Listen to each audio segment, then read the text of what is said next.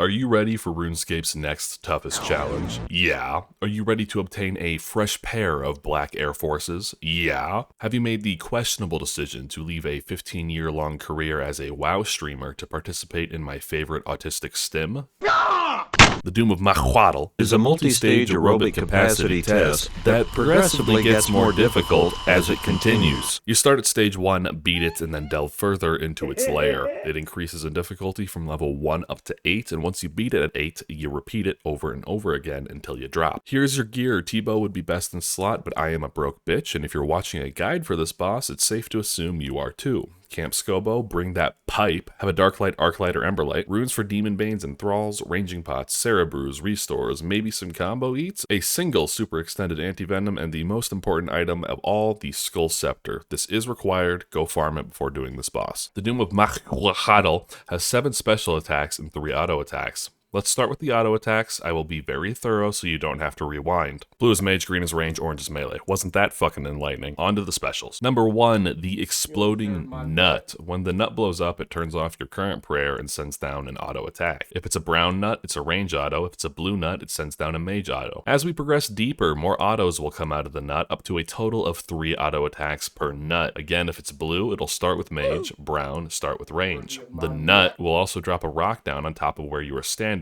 when it busted all over you. In addition to rocks falling down where you were standing, he will spray debris around the room. Don't stand in the shadows unless you like getting wet. Finally, on the final wave of 8, you will get the double nut. More on that later. Number 2, Shockwave. He will summon a bunch of totems. Click on one that is far away, click on one that is close. A shield will appear and start traveling from one totem to the other. The first totem you kill is the destination. The last totem you kill is where it's going to spawn. Shortly after the totems appear, the Doom of Mokhaiotl will go beast mode and begin violently pounding her fists into the ground. Depending on the level, she will pound 1 to 5 times. Stay in the ball to avoid the damage. This one admittedly takes a little bit of getting used to. The best advice I have for you is stop watching YouTube guides and go actually play the game. Number 3, look at all my cute demon babies. The Doom of Mokhaiotl will spawn babies periodically. I recommend you download this plugin. It makes life much easier. For those of you that are hard of sight, it outlines the colored ones for you. Larvae start off non-colored, however. Sometimes they will prey against a specific style, so you kill them with something else. And against all these larvae, you will be using Demon Bane weapons. That means your Scobo for ranged, Darklight for melee, and your Spell Stick for mage. See a larva approaching the Doom of... kill it before it reaches her. The larvae explode once you kill them. If they're near Mocha, they hurt her. Anywhere else, they hurt you. Waves 4 and up, the larva will become colored. Kill the blue with mage, kill the green with range, kill the red with melee. Where have I heard that before? Eventually, they will start spawning in pairs, so you kill them faster. And on wave 8, the final wave, the larvae become American. When the larva reaches the Doom of...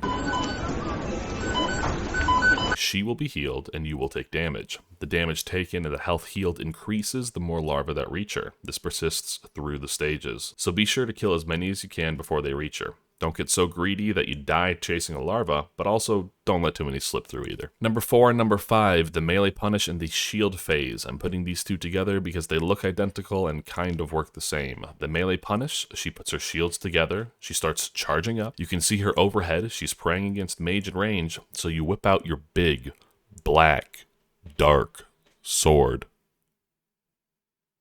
and smack her across the face with it. The shield phase is identical visually. She puts her shield together, starts charging up. The crucial difference is she does not have an overhead prayer. This time you need to continue to hit her with a Demon Bane weapon to reset her charge bar and lower her shield. She will spawn a bunch of demon babies. Kill them when they get near her. They do big damage to her shield. This will always occur at 75% health. Number 6 is Acid Blood. When you hit her outside of shield phase or car phase, she spits out poison in a random cardinal direction. Do not stand in it. If you do, drink your antivenom. Number 7, the car phase. I don't like the way my skin feels on my body. Do you like the way your skin feels on your body? You don't? Why don't you pull it off?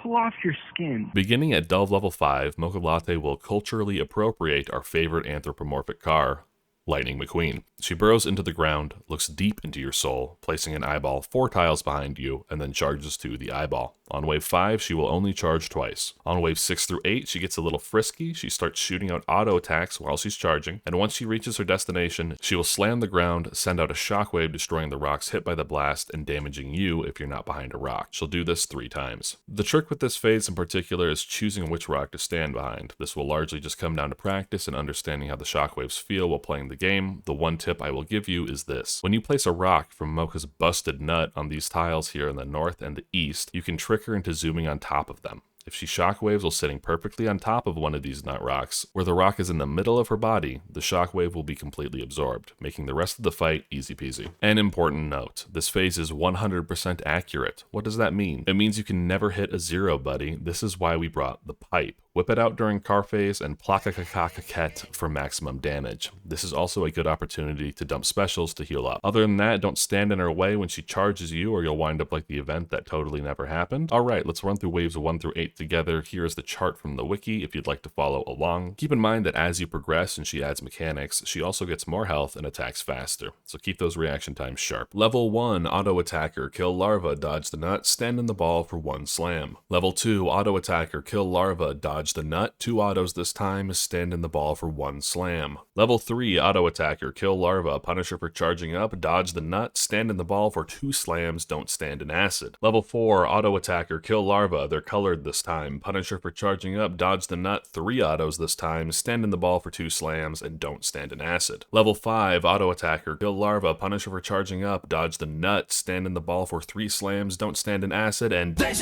Level 6, important to note that the acid resets when you get to this room. Auto Attacker, kill the larva, punish for charging up, dodge the nut, stand in the ball for 3 slams, don't stand in acid, with autos and hiding behind rocks this time. Level 7, Auto Attacker, kill lots of larva, punish for charging up, dodge the nut, stand in the ball for 4 slams, don't stand in the acid. Level 8, Auto Attacker, kill American larva this time, punish for charging up, dodge the nut, stand in the ball for 5 slams, and don't stand in acid. Deja vu!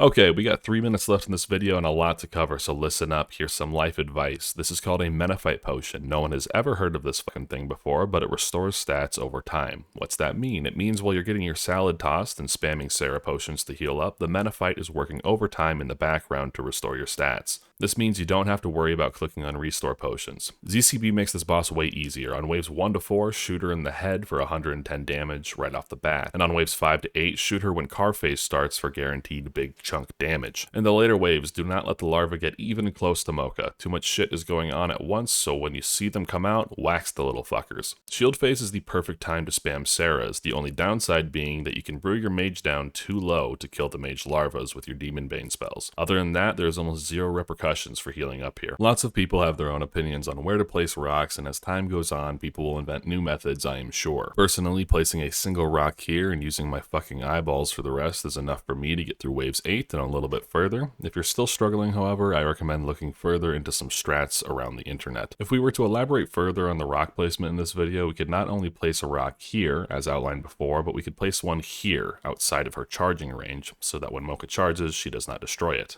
And now you have another free rock to hide behind. Regardless of what you choose, this part is just a matter of practice. The double nut is also scary, but not that bad. When the second nut breaks, start praying against whatever the nut is. The pattern is always the same. First prayer, second prayer, first prayer, into first prayer, second prayer, first prayer, back to back. For example, here, mage range, mage, mage range, mage. As far as dodging the falling debris goes, it's just a reaction game. Pay attention to where the shadows are and try to move away. The nut debris will never land on the same tile twice in a row, so if you're skilled enough, you can step into the shadow of the first nut, kinda like P4 Wardens. Melee punish does bonus damage based on strength bonus per hit splat, so things like Scythe are an amazing punish weapon. Crystal Halberd spec can be helpful too. Boppers and Nox Halley are also popular choices. Keep in mind though that every hit splat is another spray of acid, so if you plan on going deep, maybe stick to a single hit weapon. Finally, blowpipe specking the earth totems always max hits. That means if you're low during that phase, spec 2 totems for a massive amount of healing. Even though Mocha hates me, I sure as shit love her. This boss has to be one of the best things they've ever added to this fucking game, and even after 2500 KC, I am still burning onwards. As always, thank you for watching, and let me know what guide you'd like to see next. Love you all. Bye-bye. Who was taken from her mother and put in a cage. I read about did you say want